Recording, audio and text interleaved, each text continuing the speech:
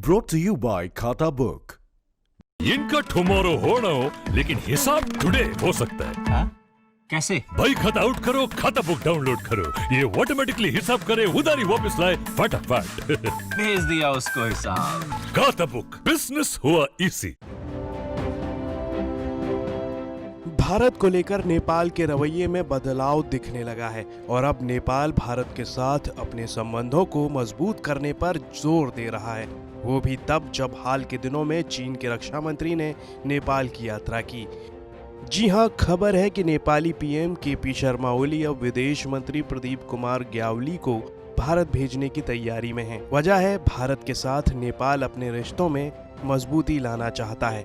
हालांकि विदेश मंत्री प्रदीप कुमार ग्यावली की भारत यात्रा को लेकर अभी तक आधिकारिक तारीख का ऐलान नहीं किया गया है,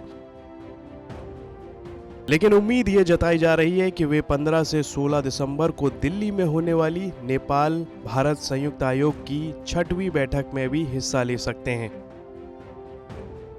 नेपाली पीएम ओली के विदेश मामलों के सलाहकार राजन भट्टाराई ने जानकारी देते हुए बताया कि उनको इस बैठक के बारे में अभी तक कोई जानकारी नहीं है, लेकिन एक बात साफ है कि विदेश मंत्री ग्यावली संयुक्त आयोग की बैठक में भाग लेने के लिए भारत जरूर आएंगे। तो वहीं विदेश मंत्रालय के दूसरे सीनियर अधिकारी ने कहा कि उन्होंने भारतीय प्रस्ताव को सहमति दे दी है, जिसकी औपचारिक घोषणा बाद में आपसी परामर्श के माध्यम से की जाएगी।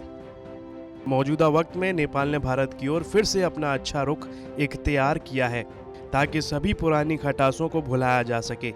इतना ही नहीं, नेपाली पीएम का भारत के प्रति दोस्ताना रवैया तब सामने आया जब हाल ही में उन्होंने काठमांडू में तैनात चीन के राजदूत हाओ यांकी से दो टूक कहा था कि वे किसी दूसरे देश की सहायता के बिना ही अपनी पार्टी के भीतर की चुनौतियों से निपट सकते हैं। इस बात ने एक बात तो साफ कर दी कि अब नेपाली पीएम को ये समझ आ गया है कि चीन का सिर्फ एक काम है दूसरे देशों की जमीन पर कब्जा करना।